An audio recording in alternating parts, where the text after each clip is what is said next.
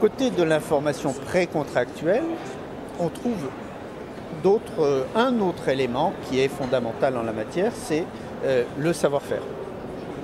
Le savoir-faire doit être secret, substantiel, identifié. Alors le secret n'existe quasiment plus aujourd'hui, puisque tous les concepts se ressemblent. C'est plus un système dans son entier qui doit être difficilement duplicable parce qu'il est nuancé, parce qu'il est fin. Donc substantiel, ça veut dire que le savoir-faire doit apporter un avantage économique aux franchisés, au moins potentiellement. Ça veut dire que s'ils respectent l'ensemble de la Bible et si la conjoncture est correcte, le résultat du franchisé doit être bon. Et identifié, ça veut dire que le savoir-faire, eh bien, on doit savoir ce que c'est. Est-ce qu'il porte sur X, Y éléments? Vous savez qu'un savoir-faire, ça peut porter... Dans la coiffure, ça peut porter uniquement sur la coupe, ça peut porter sur la communication et sur bien d'autres choses encore. Donc, si l'un ou l'autre de ces éléments, si l'identification n'est pas faite, on risque la nullité du contrat. Si la substantialité n'est pas là, ça veut dire que si il apparaît évident que le savoir-faire n'apporte pas d'avantage économique aux franchisés, d'avantage permettant de réussir, là encore, le contrat est annulé.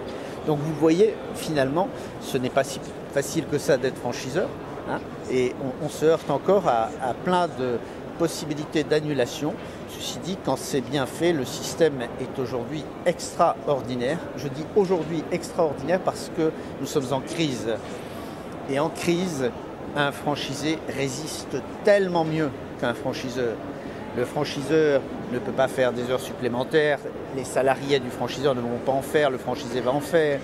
Ensuite, quand il y a des pertes multipliées par le nombre de franchisés, c'est très dur, alors qu'un franchisé tout seul va essayer d'absorber plus facilement parce qu'il travaillera en famille et ça limitera la casse. Donc aujourd'hui, beaucoup de franchiseurs sont très heureux d'être aidés par leurs franchisés, qui les aident également d'ailleurs dans les adaptations de savoir-faire liées à la crise, car plein de franchiseurs adaptent aujourd'hui leur concept à la crise. Ce n'est pas facile, notamment dans l'immobilier, il faut trouver des stratégies pour se positionner au mieux au regard de la crise immobilière.